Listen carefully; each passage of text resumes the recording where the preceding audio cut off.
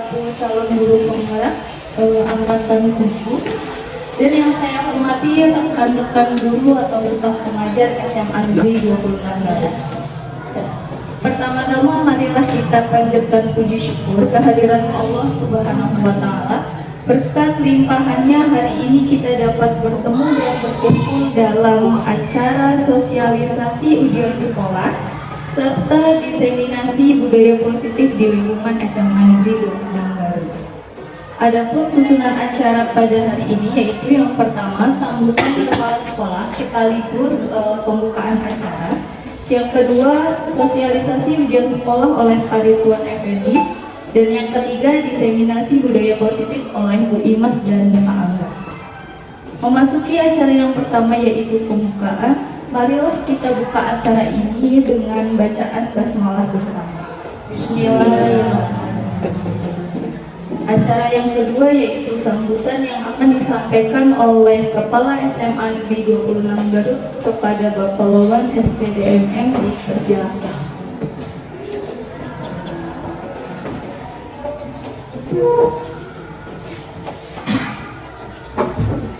Bismillahirrahmanirrahim. Assalamualaikum warahmatullahi wabarakatuh. Waalaikumsalam. Alhamdulillah nahmaduhu wa nasta'inuhu wa na'udzu billahi min syururi anfusina wa min sayyiati a'malina may yahdihillahu fala mudilla lahu wa may yudlil fala hadiya lahu. Asyhadu an la ilaha illallah wahdahu la syarika lahu wa asyhadu anna Muhammadan abduhu wa rasuluhu amma ba'du. Wa qala Allah ta'ala fil Qur'anil Karim billahi minasyaitonir rajim. Bismillahirrahmanirrahim. Yarfa'illahu alladziina amanu minkum wal ladziina utul ilma darajat. Rahmat dan salam semoga dilimpahkan kepada junjungan kita yaitu Nabi besar Muhammad sallallahu alaihi wasallam, pada keluarganya, para sahabatnya, para tabi'in-tabi'innya, dan kepada kita selaku pengikut setianya. Bapak Ibu sekalian, terima kasih atas kehadirannya. Pada kesempatan ini kita tidak terasa kita akan sampai khususnya bagi kelas 12 di penghujung pelaksanaan kegiatan belajar mengajar bagi kelas 12, di mana nanti mulai bulan Februari itu sudah pelaksanaan ujian sekolah, juga di awal mungkin diawali dengan kegiatan praktek dan tugas-tugas yang lainnya. Mudah-mudahan khususnya Bapak Ibu kelas 12 untuk mempersiapkan diri dalam segala hal, kemungkinan kisi-kisi yang membuat dari MGMP, kemungkinan soal kita yang mengembangkan ke sekolah masing-masing. Untuk itu di kelas Bapak Ibu guru kelas 12 untuk mempersiapkan diri dan memberikan pengarahan kepada anak-anaknya agar mempersiapkan diri baik lahir maupun batin. Juga untuk yang kedua berkaitan dengan disiplin kita, berkaitan kemau tetap kita harus tingkatkan. Juga TRK-nya tetap harus dilaksanakan, aktivitas kita sehari-hari juga harus ditingkatkan sesuai jam dan tepat waktu. Kemudian untuk SKP sudah Bapak Ibu sudah menandatangan dan alhamdulillah mungkin nilai di atas baik semua, terutama ini SKP yang 2 tahun dipakai bagi Bapak Ibu yang mau mengajukan kenaikan pangkat untuk periode bulan April dan Oktober. Mudah-mudahan tahun ini banyak juga yang mengajukan dan lolos semuanya. Kemudian kemarin pada hari Jumat ada pelantikan kepala sekolah baik yang promosi maupun rotasi. Garut 4 yang kosong diisi dari kabupaten lain, ada yang dari Sumedang, dari Bandung, mungkin dari Tasik. Bahkan yang mutasi dari Garut ada yang dimutasi ke Tasik, ya Ibu Sri dari SMA 22 yang akan memberikan keluasan yang kota spesial untuk berkarir. Bahkan Bapak Ibu juga yang berminat silakan ya. Nah untuk fokus sekarang kalau lama lagi akan ada rekrutmen untuk kalau kepala sekolah. Yang itu sekali lagi usia nanti pada saat si berharap mungkin dalam kegiatan dari 50 bulan terutama dalam menunya dengan mengucapkan Bapak Ibu Bismillahirrahmanirrahim yaitu pelaksanaan diseminasi budaya daripada modul 1.4 ya. Mudah-mudahan aksi nyata modul 1.4 bagi calon gerak lolos untuk 7 gerak sebab tidak dibuka menggerak bahkan sampai saat ini ada yang ikut seleksi rupanya sambutan saya cukupkan sekian silakan bapaknya. Wassalamualaikum warahmatullahi wabarakatuh untuk kebaikan diri sendiri maupun untuk kebaikan SMA 26 Garut agar lebih meningkat lagi lagi khususnya di Kota Garut maupun lebih luas lagi. Nah, untuk itu dan dengan mengucapkan Bismillahirrahmanirrahim pelaksanaan diseminasi budaya positif kami ucapkan terima kasih. Aksi nyata modul 1.4 bagi calon guru penggerak angkatan ke-7 dibuka.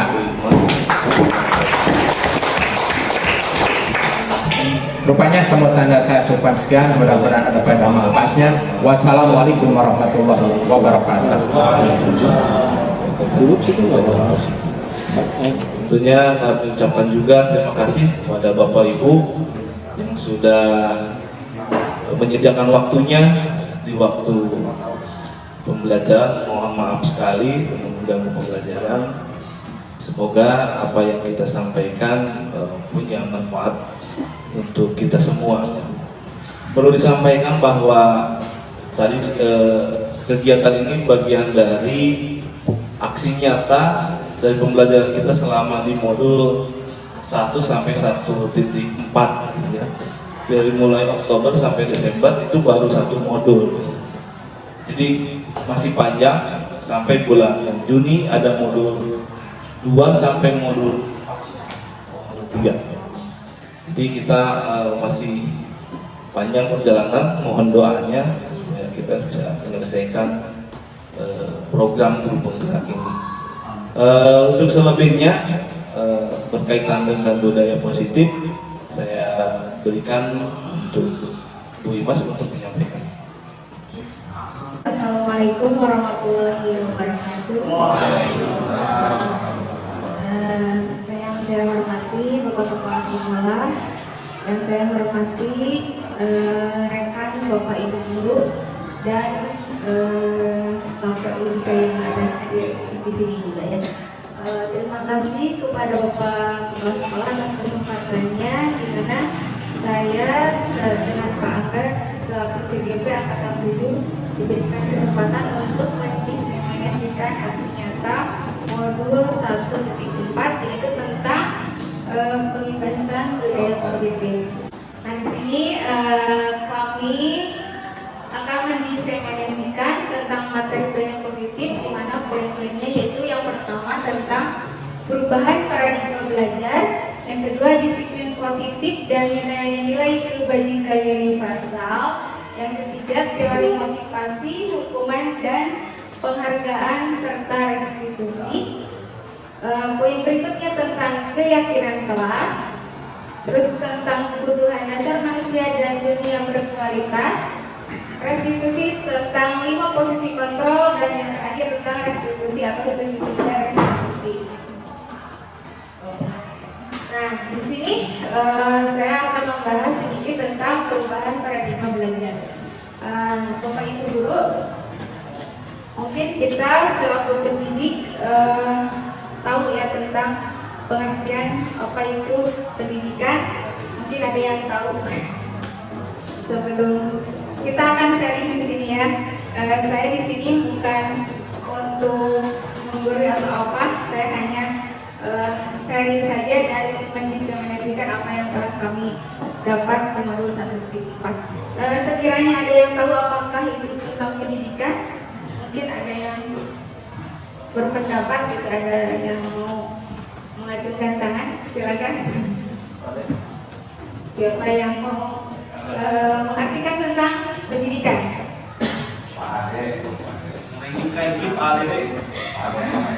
Ayo, Pak Siapa yang mau sharing tentang apakah itu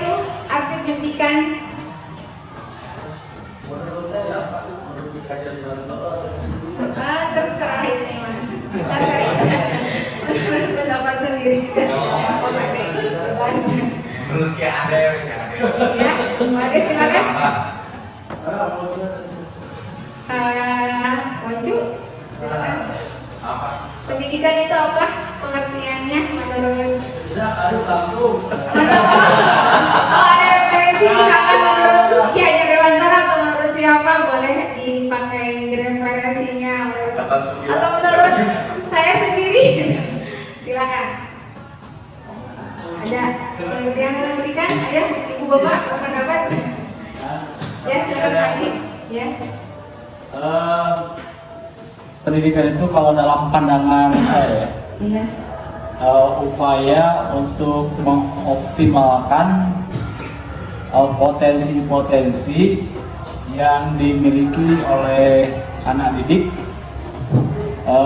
sehingga bisa berkembang optimal sesuai dengan potensinya tersebut. Sangat setuju ya dengan apa yang diterangkan oleh Pak Haji. Di sini mendekati Pak Haji dengan pengertian pendidikan menurut Ki Hajar Dewantara, di mana kalau menurut Ki Hajar Dewantara itu pendidikan itu upaya untuk mendewasakan untuk perilaku seseorang ke arah yang lebih baik. Ya. Jadi apa yang diterangkan dari Pak Haji setuju, yaitu karena untuk mengoptimalkan sikap atau perilaku ke arah yang lebih baik kepada peserta didik, gitu ya. Nah, dalam mengajar di sini guru harus bersifat among tentunya. Among menurut Ki Hajar Dewantara itu ada 3. Menurut Trikon Ki Hajar Dewantara yaitu apa? Yang satu guru bahasa Indonesia atau PPKN. Yang satu ingarso sing tulodo. Yang kedua ingmadia mangun karso. Dan yang ketiga adalah di mana yang pertama yaitu ingarso sing tulodo itu kita sebagai pemimpin kita posisinya adalah sebagai guru, yaitu memimpin kepada anak-anak tentunya, yaitu harus memberikan contoh dan teladan yang baik, itu ingarso sing tulodo ya. Dan iman dia mangun karso diantaranya yaitu pemimpin, kita sebagai pemimpin itu di tengah itu memberikan semangat untuk membangkitkan semangat pada peserta didik. Dan yang terakhir yaitu Tuturi Handayani, yaitu memberikan dorongan di belakang kepada peserta didik untuk memberikan motivasi supaya bersemangat dalam belajar. Selain itu, di sini juga sebagai pengajar, tentunya kita harus berpihak kepada peserta didik, gitu ya. Berpihak kepada peserta didik, di antaranya yaitu dalam mengajar itu harus menganut 3 trikon, yaitu continue, convergen, dan concentris. Apa itu continue? Di mana seorang pendidik itu harus dengan melakukan perencanaan dan pengembangan yang berkesinambungan, menyatu dengan alam secara berkesinambungan, mewariskan peradaban. Dan yang kedua itu konvergen, di mana seorang pendidik harus menuntut murid dengan pemikiran yang terbuka, yaitu terhadap segala sumber belajar. Dan yang ketiga konsentris, di mana seorang pendidik harus menuntut murid berdasarkan pada kepribadian karakter dan budaya bangsa kita sendiri.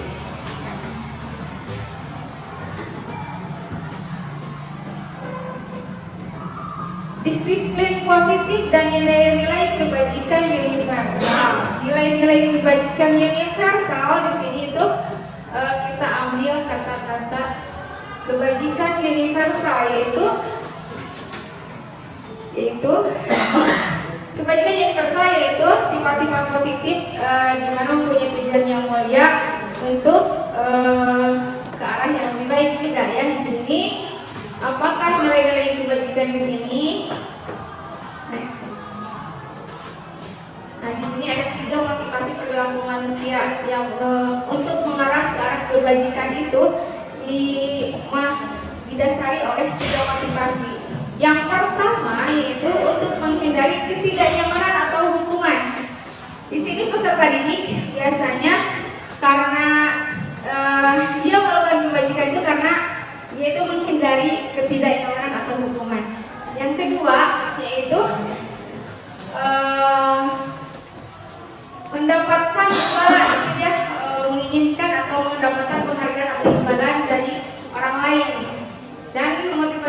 ketiga itu untuk menjadi orang yang ingin mereka inginkan dan menghargai diri sendiri dengan nilai-nilai apa yang mereka percaya.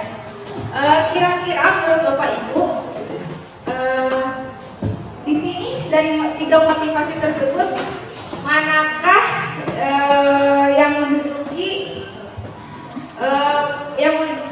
paling tinggi gitu kan? Di sini yang tidak ya, dari mulai yang terendah sampai yang tertinggi. Kira-kira menurut 3 motivasi tersebut, manakah yang menduduki yang urutan yang paling tinggi gitu ya? Di sini kan kalau nilai-nilai kebajikan universal itu harus didasari oleh nilai intrinsik. Di sini kan ada nilai-nilai intrinsik dan ekstrinsik. Manakah yang termasuk ke dalam nilai intrinsik dan manakah yang termasuk ke dalam nilai ekstrinsik? Menurut Bapak Ibu, manakah yang menduduki urutan yang tertinggi dari motivasi tersebut? Apakah yang pertama? Ya, Pak Haji. Yang ketiga, betul sekali ya.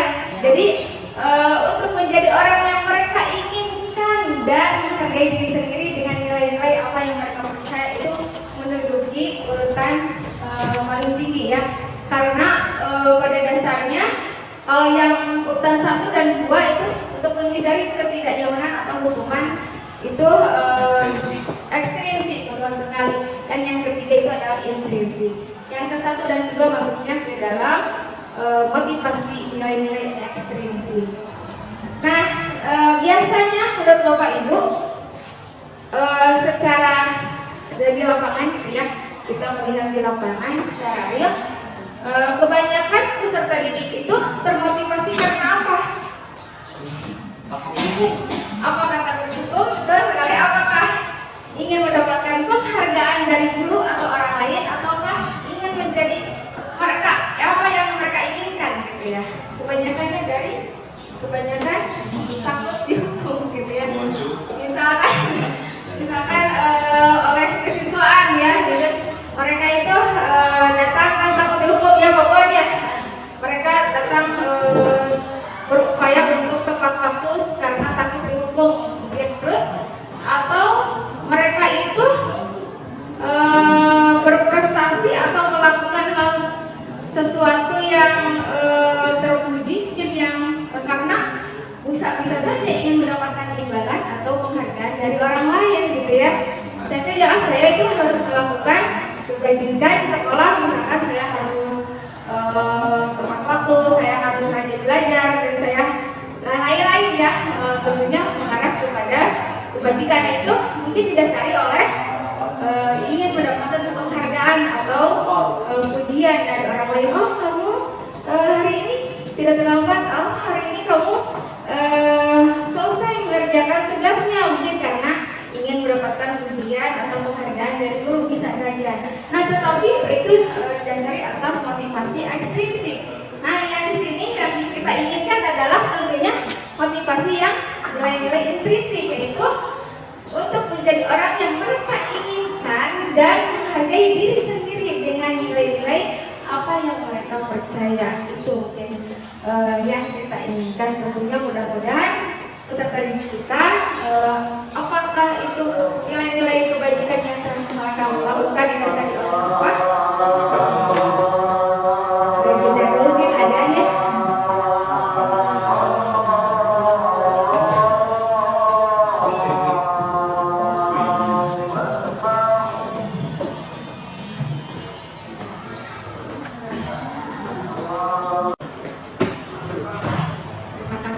Atas kesempatannya. Kita lanjut ya Ibu Pak, tadi sampai motivasi ya. Motivasi itu didasari ada yang pertama, ada 3 ya. Yang pertama itu takut atau menghindari ketidaknyamanan atau menghindari hukuman. Yang kedua tuh yaitu termotivasi karena ingin mendapatkan imbalan atau penghargaan dari orang lain. Dan yang ketiga itu motivasi yang sangat diinginkan, yaitu menjadi orang yang mereka inginkan dan menghargai diri sendiri dengan nilai yang mereka percaya. Diharapkan mudah-mudahan si peserta didik itu menduduki posisi yang ketiga, yaitu motivasi nilai-nilai intrinsik. Dan di sini kita akan membahas tentang hukum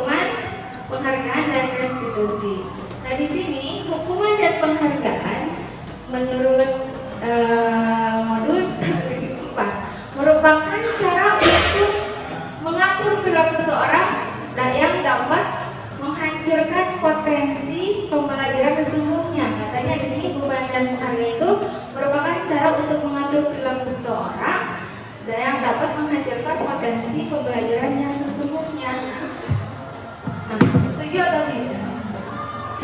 Jadi hukuman dan penghargaan itu dapat menghancurkan potensi pembelajaran yang sesungguhnya. Menurut Bapak Ibu setuju atau tidak? Bahwa hukuman dan penghargaan itu dapat menghancurkan potensi pembelajaran yang sesungguhnya.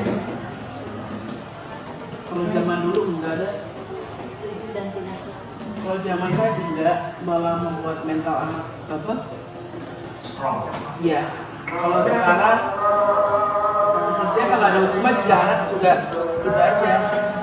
Kalau zaman saya, zaman Bu Dewi yang angkatan 70-an, kayaknya enggak. Setuju dan tidak setuju ya. Lulus itu tidak setuju mungkin ya, karena tidak setuju Iya. karena hukuman itu lulus itu dapat memperbaiki perilaku mungkin ya. Kalau tidak ada hukuman mungkin tidak akan istilahnya kerat-kerat saja gitu ya. Menurut Bu Dewi tidak setujunya gimana? Mungkin hukumannya ada yang setuju, ada yang tidak setuju. Jadi bagaimana hukumannya? Kalau misalnya hukumannya itu sesuai dengan misalnya karakteristik anak, dengan psikologis anak, mungkin itu akan membuat dia menjadi lebih baik. Tapi kalau misalnya hukuman tidak sesuai, ada kan karena mungkin karena apa emosi guru atau apa, ya mungkin itu akan menghancurkan. Pendapat Bu Lucy dan Bu Dewi itu nanti tepatnya akan dibahas di posisi kontrol kita sebagai guru, tepatnya kita sebagai penghukum atau letak kita sebagai gimana gitu ya, mungkin itu di tempatnya. Dua-duanya mungkin ada di bahasan lebih lanjut ya. Terima kasih kepada Bu Dewi dan Bu Lucy. Untuk selanjutnya di sini hukuman itu bersifatnya satu arah ya, tiba-tiba karena tidak ada komunikasi guru dengan siswa. Misalkan kamu dihukum ya, peserta itu kamu sebelumnya akan dihukum, kan tidak seperti itu. Jadi suka tiba-tiba ya, spontan. Jadi si anak itu langsung diberikan hukuman secara tiba-tiba dan murid tidak dilibatkan, tentunya tidak ada komunikasi terlebih dahulu ya. Dalam memberikan hukuman satu arah ya. Nah, restitusi adalah proses menciptakan kondisi bagi murid untuk memperbaiki kestabilan kesalahan mereka gitu ya. Jadi untuk memperbaiki kesalahan mereka supaya mengarah ke lebih baik gitu ya. Jadi itu menciptakan kondisi bagi murid untuk memperbaiki kesalahan mereka, itu pengertian dari restitusi. Sehingga mereka bisa kembali pada kelompok mereka dengan karakter yang lebih kuat. Itu menurut dosen tahun 2004. Jadi untuk memperbaiki kesalahan mereka itu tepatnya pengertian restitusi. Keyakinan kelas. Nah di sini keyakinan kelas tentunya Bapak Ibu guru atau wali kelas ada yang sudah memberikan itu ya peraturannya kepada siswa untuk mensosialisasikannya. Nah di sini keyakinan kelas itu merupakan salah satu disiplin positif yang bisa kita terapkan dalam membangun budaya positif. Nah keyakinan kelas itu tujuannya apa saja? Yang pertama, menumbuhkan budaya positif dengan kesepakatan kelas. Yang kedua, tujuan keyakinan kelas itu menumbuhkan kebiasaan positif di kelas atau di sekolah. Tujuan yang ketiga, menumbuhkan sikap tanggung jawab dan atas penilaian aspirasi idenya melalui kesepakatan kelas. Ya, jadi kita tampung dulu apa ide-ide dari siswa ya, untuk dibuat menjadi keyakinan kelas. Dan tujuan yang keempat, menumbuhkan rasa saling menghargai diri sendiri dan orang lain. Itu tujuan dari keyakinan kelas. Nah, kebutuhan dasar manusia manusia dan dunia berkualitas. Di sini ada 5 ya tujuan dari kebutuhan dasar manusia dan dunia berkualitas. Yaitu yang pertama, kebutuhan untuk bertahan hidup. Kebutuhan untuk bertahan hidup akan apa? Di sini secara fisiologis untuk mendapatkan kesehatan, misalkan kebutuhan untuk mendapatkan rumah, makanan dan sebagainya. Itu kebutuhan untuk bertahan hidup. Yang kedua, kasih sayang dan rasa diterima. Nah, yang kebutuhan akan kasih sayang dan rasa diterima ini pada umumnya anak-anak memiliki kebutuhan akan kasih sayang dan rasa diterima oleh yang tinggi oleh kita ya selaku pendidik dan oleh lingkungan tentunya. Jadi mungkin ibu bapak sering memperhatikan perilaku peserta didik di kelas ya. Nah, di sini kan ada kebutuhan dasar, ada beberapa di sini ada kebutuhan bertahan hidup, yang kedua untuk mendapatkan kasih sayang dan rasa diterima. Kebutuhan yang ketiga rasa kebebasan yang untuk mendapatkan kebebasan. Yang keempat itu kebutuhan akan mendapatkan kesenangan, itu mereka tuh ingin fun gitu ya. Dan yang kelima itu kebutuhan akan penguasaan. Nah mungkin dicontohkan kemarin kan sempat share ya Bulusi ya, ini perilaku peserta didik anak Bulusi, katanya yang belajar tuh pengen di bawah gitu ya. Si anak didik itu belajarnya itu tidak di atas kursi. Nah, kira-kira itu kebutuhan akan apa gitu ya? Kebebasan, kesenangan, atau apa? Nah, di sini kesenangan atau kebebasan? Ya, kebebasan ya. Jadi mereka tuh pengen bebas, belajarnya pengen santai, bebas gitu ya. Jadi makanya belajarnya itu di bawah. Nah, itu mereka itu menduduki kebutuhan yang ketiga gitu ya. Nah, kira-kira apalagi yang sering ditemukan mungkin banyak sekali ya untuk mendapatkan kesenangan. Si siswa coba-coba mencari perhatian gitu ya. Dia tuh tertawa gitu ya. Kalau kita lagi menerangkan kan anak-anak tuh tidak diam ya. Kadang kita selaku pendidik mungkin kadang merasa kesal nah gitu. Nah, kita akan dibahas di sini perilaku peserta didik yang mana yang sering dijumpai oleh kita dan posisi kontrol yang mana yang tepat sekiranya kita lakukan kepada peserta didik ya. Nah, di sini 5 posisi kontrolnya terhadap perilaku yang tadi yang menemukan siswa itu untuk menemukan ingin mendapatkan kebutuhan akan kasih sayang, jadi suka caper kadang-kadang si anak itu, terus kebutuhan akan mendapatkan kebebasan, kesenangan dan penguasaan. Kalau penguasaan biasanya mungkin jarang ya kalau anak yang pintar itu ditemukan perilakunya agak lain. Mungkin kalau di sini saya menemukan, tidak tahu kalau bapak ibu ya mungkin pernah menemukan anak yang pintar itu karena merasa dia sudah paham mungkin ya apapun itu perilakunya, kita harus memberikan di sini harus memberikan kontrol kepada peserta didik. Misalkan si anak itu karena merasa pintar tidak mau memperhatikan. Nah, ketika kita tanya, kita kasih posisi kontrol yang mana? Misalkan yang akan kita kasih, ketika kita mengasihkan sebagai penghukum, nah gini tentunya kan kita akan melontarkan peribahasa atau verbal ya, karena hukuman di sini penghukum itu seorang pendidik itu menghukum menggunakan hukuman fisik maupun verbal. Bisa saja ya kita ketika peserta didik tidak memperhatikan, kamu kenapa ya tidak memperhatikan gitu kan, kita bisa saja langsung memarahi. Itu maksudnya ke dalam posisi kontrol penghukum ya gitu. Dan yang kedua, membuat orang merasa bersalah. Jadi biasanya si pendidik itu melontarkan atau menggunakan peribahasa yang membuat gitu ya. Kamu kenapa tadi misalkan ya, kamu kenapa ya tadi tidak memperhatikan pelajaran ibu gitu ya. Jadi kita biasanya menggunakan bahasa yang membuat gitu ya.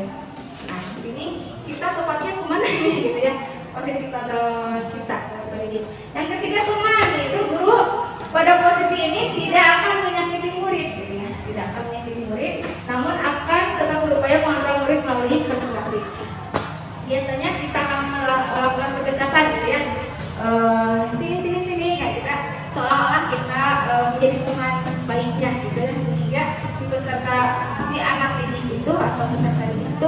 dengan kita gitu ya, apa yang dilakukannya kita bisa komunikasi dengan murid.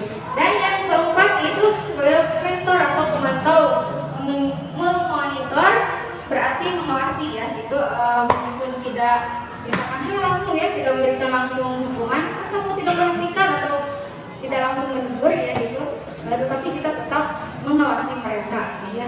Oh ini kali ini si anak ini tidak memperhatikan, nanti dilihat lagi nih pelajaran berikutnya memperhatikan tidak ya anak ini udah beberapa kali, oh kita berarti itu kita perhatikan, berarti kita berperilaku atau melakukan posisi kontrol sebagai mentor atau mengawasi. Dan yang kelima yaitu posisi manajer, di mana posisi manajer ini posisi terakhir yang diinginkan itu ya, di mana posisi manajer itu guru berbuat sesuatu bersama murid gitu untuk menciptakan supaya kondisi menjadi lebih baik gitu, supaya murid itu bisa mempertanggungjawabkan atas kesalahan mereka gitu, itu posisi sebagai manajer. Nah kira-kira manakah yang sering kita lakukan dalam posisi kontrol kita terhadap peserta didik? Nah di sini mungkin kita sebagai pendidik beraneka ragam ya, ada macam-macam posisi kontrol yang kita lakukan. Bisa saja kita itu sering sebagai hukum, misalkan sering melakukan kita pendekatan kepada anak itu sebagai teman gitu, terus juga sering saya mah hanya mewakili saja gitu. Terus posisi yang terakhir adalah manajer, posisi terakhir di mana guru bersama murid melakukan bersama-sama untuk mengarah kepada kebaikan. Nah, yang diharapkan di sini adalah kita bisa melakukan posisi kontrol sebagai posisi manajer gitu ya, posisi terakhir di mana guru bersama-sama dengan murid berusaha dengan murid bersama-sama mengkomunikasikan bagaimana caranya membuat solusi supaya peserta didik itu mempertanggungjawabkan atas perilakunya gitu ya, atas kesalahan-kesalahan yang telah mereka perbuat gitu. Mudah-mudahan apa yang saya sampaikan mungkin bermanfaat, mungkin tidak banyak yang mendengar. Sekian saja dari saya. Terima kasih atas perhatiannya. Mohon maaf atas kekurangannya. Wassalamualaikum warahmatullahi wabarakatuh.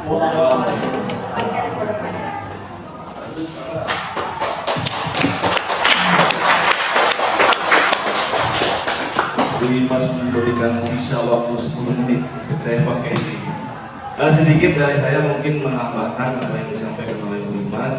Memang perubahan paradigma yang diajarkan di PGP tentunya secara aplikatif sudah kita lakukan sebetulnya gitu ya. Namun dalam konsep diperkuat lagi dengan hal-hal yang seperti berpihak kepada murid. Dari awal kita sudah berpihak kepada murid gitu ya. Cuman dalam prakteknya seringkali kita tidak berpihak kepada murid gitu. Dalam hal pembelajaran, gitu, media dan lain sebagainya, kadang kita lebih memunculkan dari kita, keinginan dari kita gitu. Padahal yang mau belajar itu adalah siswa gitu. Itu mungkin dari sumber belajar, dari model dan lain sebagainya. Alangkah lebih baiknya kita pelurkan dulu gitu ya. Saya sudah terapkan sedikit mungkin kemarin di kelas 11 IPS 1, kelasnya Bu Ika gitu ya. Soalnya saya tanya kepada murid, ini di semester 2 kira-kira materi yang sudah ada disampaikan di awal semester 2 ini, pengen kalian pengen gimana? Model apa yang mau ini? Wah, itu mulai muncullah keinginannya. Pak mau main game, siap. Pak diringkas, siap. Udah diringkas semua, gitu ya. Nah muncul ada beberapa permintaan. Ya, nah itu bagian mungkin yang saya lakukan, yang belum pernah lakukan sebelumnya. Gitu ya. Saya tanya kepada murid mau apa, belajar seperti apa, gitu ya. Responnya alhamdulillah. Dari situ saya mulai meminta gitu ya. Kalian kan sudah dikasih oleh Bapak ini modelnya gitu. Tapi kita sepakat dulu nih ke depannya. Bapak mintanya kelas bersih, setuju nggak? Setuju.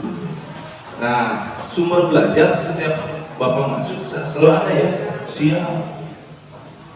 Nah, itu bagian dari mungkin kesepakatan yang dibangun gitu ya, supaya ada win-win solution lah mungkin ya antara kemauan anak dan kemauan kita gitu ya, supaya dalam pembelajaran lebih cair gitu ya.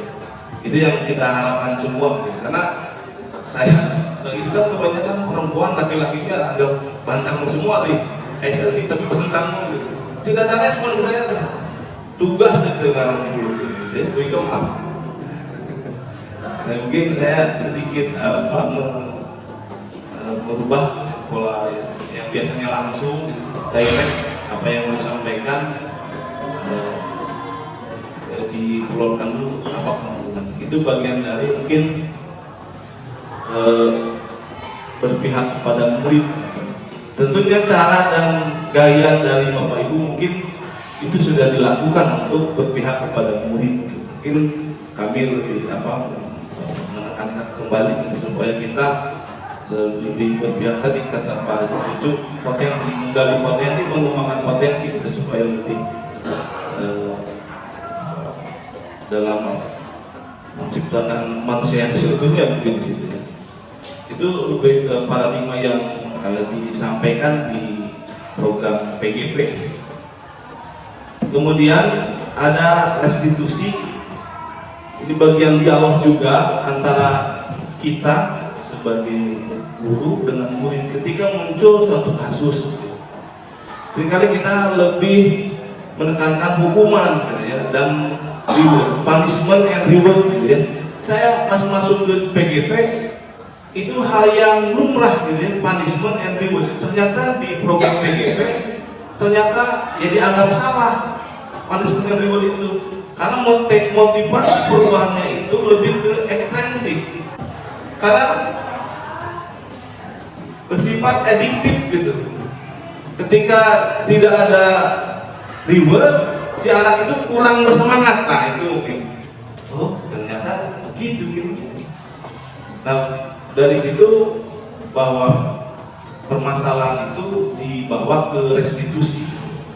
Tadi yang disampaikan oleh Bu Imas, ada semacam dialog gitu ya, untuk antara kita dengan siswa untuk menggali lebih dalam apa yang menjadi suatu permasalahan gitu ya, sehingga si anak bisa bertanggung jawab apa yang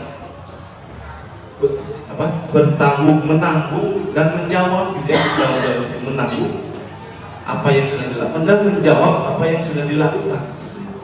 Itu bagian perubahan paradigma. Nah, satu lagi mungkin sedikit berkaitan dengan budaya positif. Kita semua sudah tahu bahwa budaya positif adalah suatu pembiasaan yang bernilai positif dalam mengandung sejumlah kegiatan yang mampu menumbuhkan karakter. Ini juga sebetulnya sudah dilakukan di sekolah gitu ya, dengan visi misi kita gitu ya. Itu bagian dari menumbuhkan budaya positif di sekolah gitu. Saya sampaikan di sini bahwa budaya positif yang kita lakukan, unsur utamanya memang kata Pak Hadi Cucu lagi, kita masih ingat pas di awal tahun pembelajaran itu ada school value yang kita mau angkat gitu ya, memang disiplin unsur utamanya. Dalam hal budaya positif yang kita bangun, baik dari sisi akademis ataupun non akademis, tidak akademis masuk ke pembiasaan baca Quran kan, itu masuk ke kurikulum ke akademis gitu. Non akademisnya sudah jelas kita punya ekskul yang yang terbaik gitu ya. Ada ekskul hoki, ada ekskul pencak silat yang sudah jelas menumbuhkan karakter yang saya ambil karakter tangguh gitu ya. Karena disiplin sudah jelas gitu ya. Itu bagian dari keinginan, karena keinginan dari dirinya. Bagaimanapun Pak Cecep sama Bu Haji Sultan ini memberikan treatment, dia mau gitu ya. karena dia keinginannya untuk menjadi sesuatu, katakanlah juara, atau dengan contoh-contoh kakak kelasnya. Itu menjadi sebuah keyakinan kalau dengan latihan seperti itu di ekskul akan menjadi juara. Itu bagian dari pentingnya sebuah motivasi intrinsik. Nah, itu harus kita kita tanamkan di siswa bagaimana untuk bahwa sikap perilaku kita itu harusnya didorong dari motivasi intrinsik. Bagian dari disiplin positif kembali lagi bahwa belajar untuk mengontrol diri agar dapat mencapai tujuan mulia. Kontrol diri itu sangat penting gitu ya dalam artian disiplin. Seperti upacara bendera itu kan bagian dari kontrol diri, bagaimana kita sikap sempurna. Berarti selama ini ya kita juga sendiri sebagai guru dan juga siswa kadang diberi sikap sempurna, tidak sikap sempurna gitu ya. Karena ya itu tadi tidak bisa mengontrol diri untuk sikap sempurna. Itu bagian unsur utama yang sangat penting gitu dalam hal menumbuhkan suatu karakter, yaitu disiplin. Memang kuncinya adalah disiplin. Nah, tujuan mulia di sini mengacu kepada nilai prinsip yang dianut, yaitu nilai kebajikan universal. Cita-citanya di Indonesia, kalaupun universal untuk dunia, dikerucutkan dalam profil pelajar Pancasila. Jadi dagangannya profil Pancasila. Jadi apa yang didagangkan oleh pemerintah pada saat itu adalah profil pelajar Pancasila. Meskipun itu sebetulnya ya kita sudah dilakukan sebetulnya, beriman bertakwa, akhlak mulia, mandiri, bernalar kritis, kemudian ada berkebinekaan tunggal, bineka, kreatif, gotong royong. Nah, itu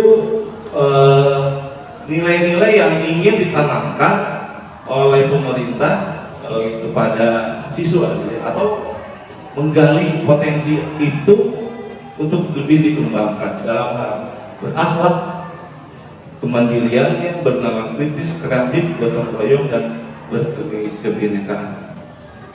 Nah, sebagai pendidik tujuan kita adalah menciptakan atau mewujudkan anak-anak yang memiliki disiplin diri sehingga mereka berperilaku mengacu pada nilai-nilai kebajikan universal yang didasari motivasi intrinsik tadi sudah disampaikan.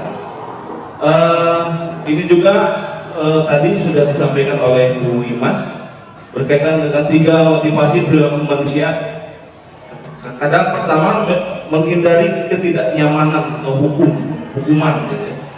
Di motivasi perilaku manusia itu kadang karena ingin ketidaknyamanan, dia akan berperilaku seperti apa yang diinginkan. Kemudian biasanya orang yang motivasi perilaku untuk menghindari hukuman atau ketidaknyamanan akan bertanya apa yang akan terjadi apabila saya tidak melakukannya.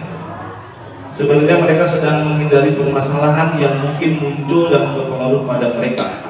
Seringkali saya sebagai guru, sebagai pembina OSIS, kalau tadi Bu Imas sebagai teori kontrol ya, posisi ya.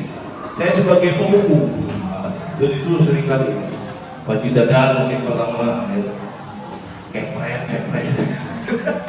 gitu. Sebagai algojo gitu, pembuku gitu, untuk menyadarkan, mendisiplinkan siswa. Ternyata itu ketika anak terjadi di kasus itu ya daripada dicek ke Pak Angka atau Pak Dida atau Pak Bocu dan lain sebagainya, ya itu kan sebuah ketidaknyamanan gitu. Sehingga dia berperilaku apa yang diinginkan. Kedua tadi sudah mendapat imbalan satu tingkat di atas motivasi yang pertama. Di sini orang berperilaku untuk mendapat imbalan atau penghargaan. Mereka melakukan sebuah tindakan untuk mendapatkan pujian dari orang lain yang menurut mereka penting. Mereka juga melakukan sesuatu yang mendapatkan hadiah, pengakuan atau imbalan. Jadi perubahan perilakunya jangka pendek dan jangka panjangnya tergantung kepada stimulusnya. Kalau stimulusnya tidak ada, melempem lagi penghargaan dan sebagainya. Nah, ini yang tingkat terakhir yang paling atas tadi kata Bu Imas, dia untuk menjadi orang yang mereka inginkan, menghargai diri sendiri dengan nilai-nilai yang mereka percaya.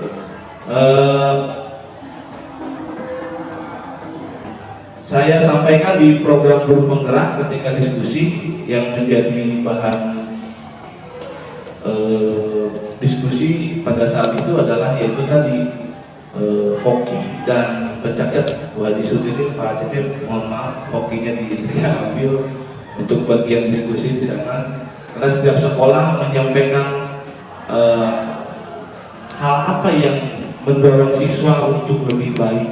Nah, di kami di SMA 26 disampaikan bahwa ada ekskul, gitu ya, ekskul hoki dan pencacat, dan tentunya hal-hal yang disampaikan juga ada di situ. Cara menanamkan disiplin positif, yang satu ada keyakinan kelas. Ya, diawali dari sebuah keyakinan kelas. Oleh karena itu pada awal semester 2 kalau kemarin dicoba untuk wali kelas untuk membuat sebuah keyakinan per kelas gitu, kesepakatan kelas, keyakinan kelas yang menjadi sebuah peraturan sekolah gitu ya, bisa disebut. Jadi pembentukan keyakinan dan restitusi itu sebagian cara menanamkan disiplin positif. Tentunya banyak hal yang bisa kita tanamkan dalam menanamkan disiplin positif. Berikutnya ini terakhir dari saya, itu sebatas teori, mungkin ya yang tadi disampaikan bisa dibaca di internet juga sudah ada sebetulnya. Nah, kita apa yang bisa kita bangun di SMA 26 gitu ya. Saya menginginkan dan Bu Imas ada apa ya, menguatkan mungkin ya, ada budaya positif berkaitan dengan bersih atau rapi, rapi dan bersih.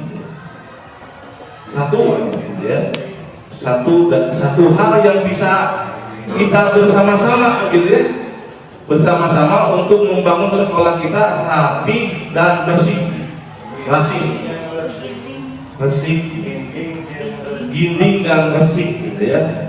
Banyak ginding kulede gitu ya. Ginding wah harusnya ada katanya si Gabi gitu. Nah, ini tahapan kita selanjutnya, tidak sekarang ya. Ada tahapan selanjutnya. Kita perlu diskusi dan kolaborasi gitu ya. Di semua pihak, warga sekolah 26. Dimulai dari ruang guru, alhamdulillah di sini sudah kelihatan bersih dan rapi karena ruangan baru gitu ya. Tapi nanti kita diskusi bersama di sini. Kemudian di ruang TU kita buat kesepakatan juga khusus lah tentang ini rapi dan bersih. Keinginannya seperti apa, nanti munculnya seperti apa gitu. Itu disepakati bersama.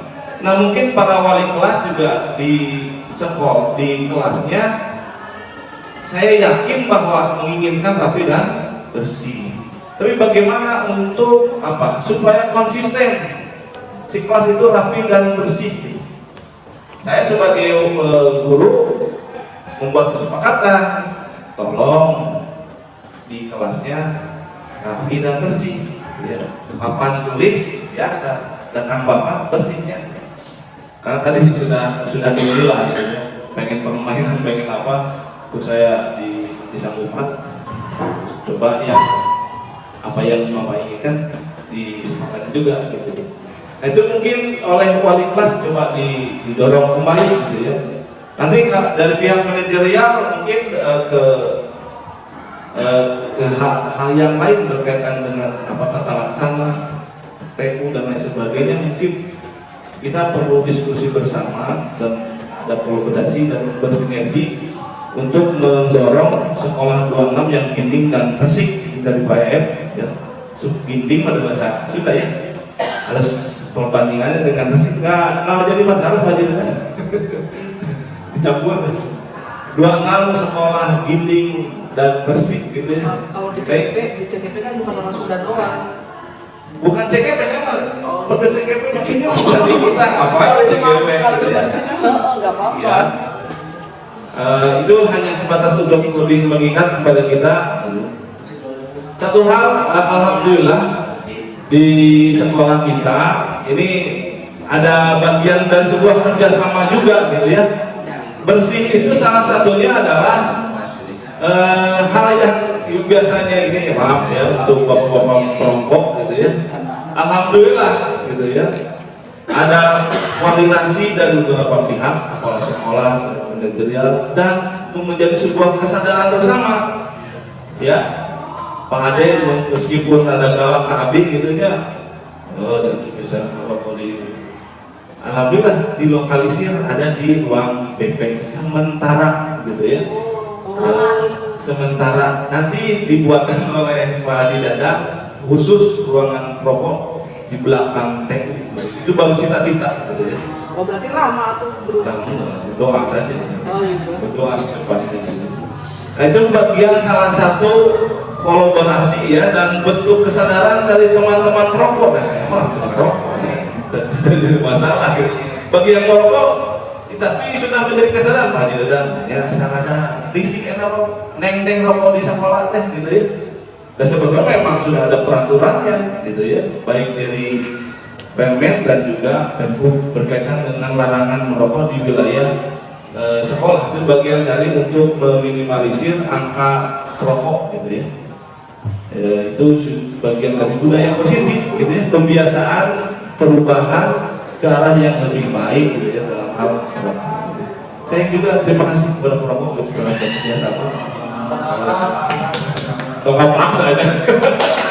Tongkat paksa gitu. Jadi untuk apa? Ya gitu. Untuk perubahan yang lebih baik. Nah, hal itu semua nanti saya dan Bu Imas kita rancang dengan MBGP sekolah bagaimana untuk ginding dan resik ini supaya tercapai dalam artian terlihat gitu ya, dalam waktu sekian bulan apakah sudah ada perubahan atau tidak gitu ya. Itu juga bagian dari kerja bersama, tidak kerja sendiri gitu ya. Harus kerja bersama sama dalam mewujudkan budaya positif berkaitan dengan resik gitu ya, rapi dan bersih. Resik itu kita artikan rapi dan bersih di seluruh ekosistem di SMA Borobudur.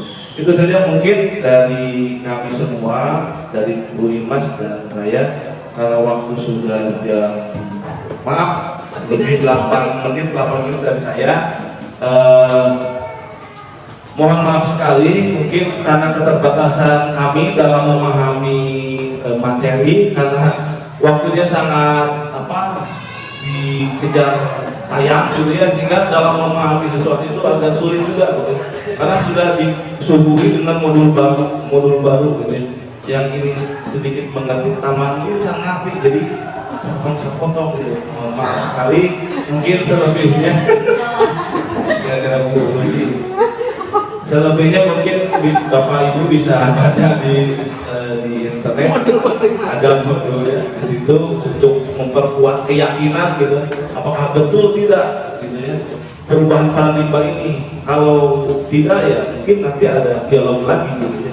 Kalau betul ya kita bangun bersama-sama, kita berkontribusi